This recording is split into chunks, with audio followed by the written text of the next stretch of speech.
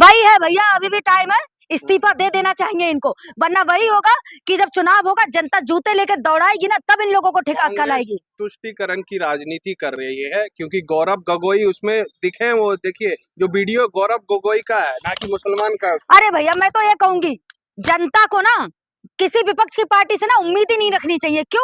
क्योंकि हमारे देश में ना पहले जो कहा जाता था ना, पहले जब सरकारें थी कांग्रेस की सरकार, तो विपक्ष पार्टियां ना सड़कों पे उतरती थी, ठीक है, वो विपक्ष होता था स्ट्रॉन्ग विपक्ष। अब हमारा विपक्ष कैसा है, जिसको एसी छोड़ा नहीं जाता। अब तो मैं ये कहूंगी जनता को ना किसी पार्टी में भरोसा नहीं करना चाहिए भैया, जो कुछ भी हो तुम सड़कों पर आओ, क्योंकि तुम्हारी अपनी लड़ाई है, किसी पार्टी की लड़ाई नहीं है।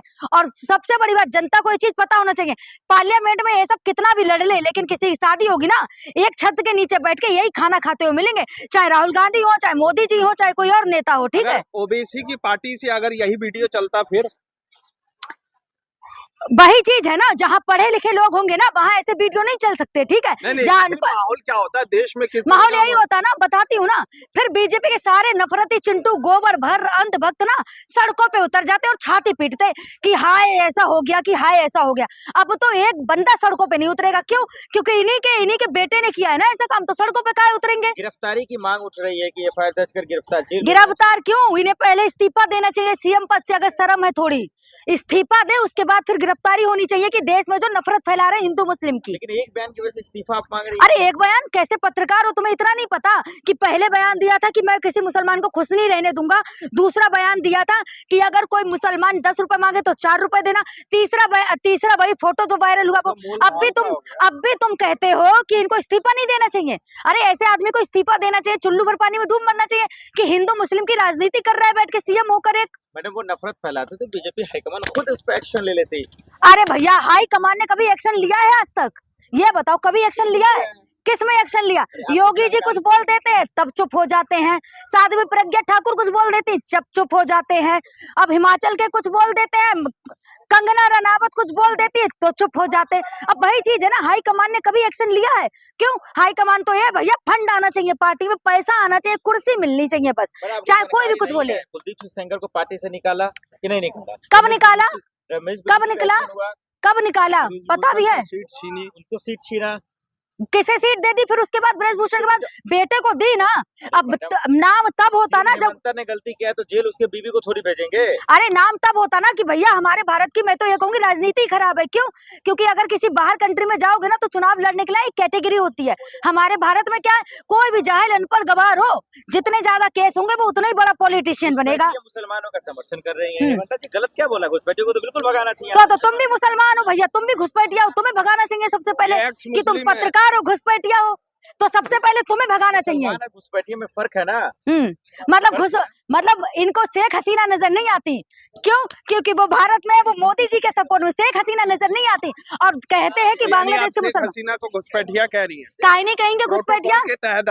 अरे तो जो लोग यहाँ पे 25 साल से रह रहे हैं ना, उनका आधार कार्ड यहाँ का है, जाति प्रमाण पत्र यहाँ का, निवास प्रमाण पत्र यहाँ का, उनको कैसे घुसपैठिया कह सकते हो? क्योंकि मोदी जी तो बने थे ना, उन्हीं के वोट से बने थे, शायद ये चीज भूल गए। अब वही चीज है ना, जनता में आक्रोश है तो घुसपैठिया कर रहे हैं। कैसे रुकेगी नफरत? सबसे पहले ना ये नफरत रोकने का यही चाह रहा है भैया, सबसे पहले ना इन जितने भी नफरती चिंटू है ना पार्टी में बैठे, इन सबको ना नीचे सड़क पे लाना चाहिए, जिससे कि इन सब की ना औकात यकीन में आ जाए कि भैया अगर जनता सर पर बैठाती है ना तो उतारना भी जानती है, ठीक है। चलिए अब क्या कहेंगे आखिर में कि सीएम हेमंता के लिए क्या कार्रवाई होगी? मैं तो यही कहूंगी सीएम हेमंता के लिए, भैया अब भी टाइम है, शर्म हो ना तो सबसे पहले इस्तीफा दे दें, क्योंकि आप पे 100 से ज्यादा एफआईआर हो गई है। कहीं ऐसा ना हो कि आप सीएम पद पे रहे, मोदी जी खुद आपको हटाए तो और ज्यादा बेइज्जती होगी, आपकी बेशर्मी होगी। इस चीज को पहले ही इस्तीफा दे दें। चीजें सर हमको समझना चाहिए, ये आतंकी लोग हैं, ये देश को अंदर से खोखला करने वाले लोग हैं। ये सामने से बोल रहे हैं कि हम लोगों को नफरत है ऐसी कम्युनिटी से, हम नहीं चाहते ऐसे लोग रहे, हम नहीं चाहते कि इस देश में हिंदुओं के अलावा और कोई भी राज है। और मैं तो ये चीज बोल रही हूँ कि हिंदुओं को भी इनके ऊपर बिल्कुल विश्वास नहीं करना चाहिए, क्योंकि हिंदुओं को भी एक तो मानते नहीं है, उसमें भी तो ये कितना भेदभाव करते हैं, आप लोगों से छुपा नहीं है। आप देख रहे हो लगातार दलितों के साथ में, शूद्रों के साथ में क्या हो रहा है, हर जगह तो पीड़ित हो रहा है। तो कितने परसेंट लोगों के, 3% लोगों की सरकार बनाना चाहते हो? 3% लोग यहाँ पे रहे और साथ में कैपिटलिस्ट लोग यहाँ पे रहे। कमाल की भरोसा नहीं है अब? बिल्कुल नहीं, बिल्कुल नहीं है सर।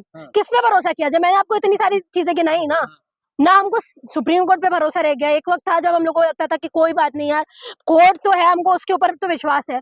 लेकिन वही आप देख सकते हैं सूर्यकांत जो अभी हमारे सीजीआई हैं, वो यूजीसी के लिए बोलते हैं पहले, जब वो सीजीआई नहीं बने थे, कि हाँ रेगुलेशन ऐसे आने चाहिए। सीजीआई बनने के बाद में वो स्टे लगवा देता है। ये दोगला चले तो दिखाता है कि नहीं दिखाता है।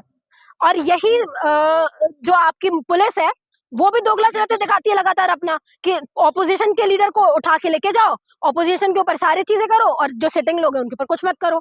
तो इतना समझने के बाद भी लोग बेवकूफ है एक्चुअली। मैं सीधा मुंह पे बोल रही हूँ, लोगों को समझ में नहीं आता। लोगों को पता है लगातार हम पिट रहे हैं, कुट रहे हैं, सब कुछ हमारे खिलाफ में हो रहा है। लगातार जो देश की बात कर रहे हैं उनको जेलों में डाला जा रहा है। दीपक के ऊपर इतना सब कुछ हो जाता है, सोनम वांगचुक के ऊपर इतना सब कुछ हो जाता है। आप लोग अंधे बन के बैठे हो, आपको लग रहा है हमारे घर में आग नहीं लगने वाली है, पर बिल्कुल लगेगी। सब लपेटे में आएंगे, सरकार सबको मारेगी। और मैं तो बोल रही हूँ, अगर इतने में भी समझ में नहीं आ रहा तो आ जाना चाहिए एक बार और बीजेपी को, थोड़ा और लात मार ले। वो होता है ना, माँ बाप मारते हैं ना बच्चे को, कब तक मारते हैं?